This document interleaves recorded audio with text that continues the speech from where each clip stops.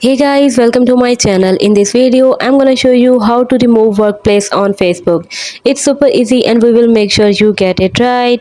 To remove a workplace on Facebook, open the Facebook and log into your account.